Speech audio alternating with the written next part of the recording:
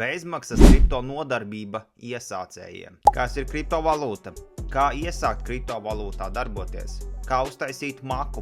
Kā piereģistrēties biržā? Kā nopirkt kriptovalūtu? Uz šiem un vēl daudz citiem jautājumiem mēs tev radīsim atbildi. Bet ar ko tad sākt?